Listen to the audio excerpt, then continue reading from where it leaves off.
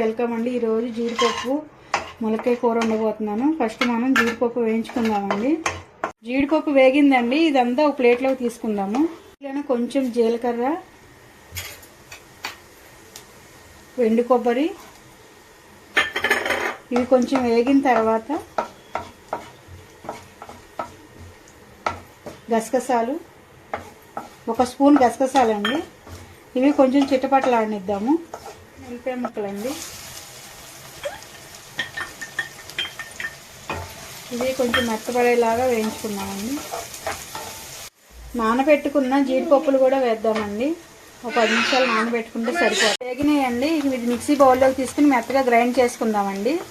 కొంచెం ఆయిల్ వేసుకుందామండి. దీనికి ఎక్కువే పడుతుందండి ఈ ములక్కాయ కూరకి.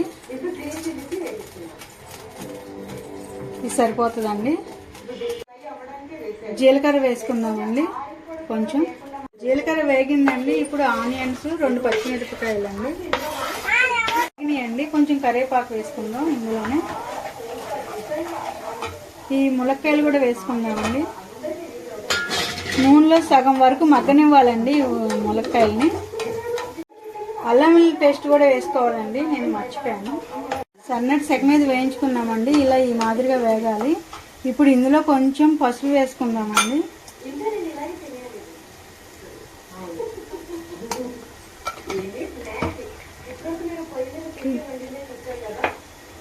కొంచెం ఉప్పు కూడా వేసుకుందామండి, కూరకి సరిపడంత.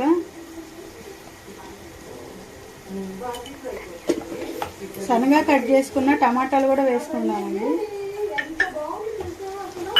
ఈ టమాటాలు కూడా కొంచెం మగ్గనివ్వాలండి. టమాటాలు కూడా మగ్గినాయండి. ఇప్పుడు 1 టేబుల్ స్పూన్ కారం వేసుకుందామండి. సరిపోతుందండి.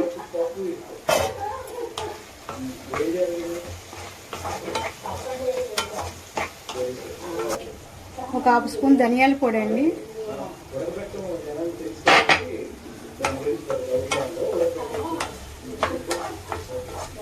ఇందులో ఇప్పుడు మనం జీడిపప్పు పేస్ట్ పట్టుకున్నాం కదండి, మిక్సీ పట్టుకున్నాం కదా, కొబ్బరి ఇవన్నీ గసగసాలు ఈ పేస్ట్ వేసుకుందాం.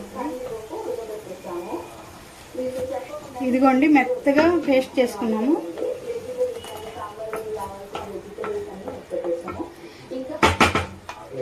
కానీ మనం వేయించి పెట్టుకున్నాం కదండి, ఈ జీడిపప్పులు కూడా వేసేద్దాము.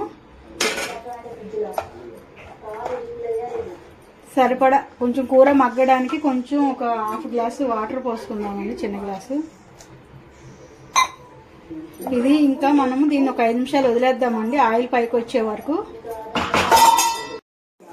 కూర రెడీ అయిపోయిందండి. ఇదిగోండి ఆయిల్ చూడండి పైకి వచ్చేసింది. ఇప్పుడు స్టవ్ ఆఫ్ చేసేసుకుని ఒక బౌల్లోకి తీసుకుందామండి.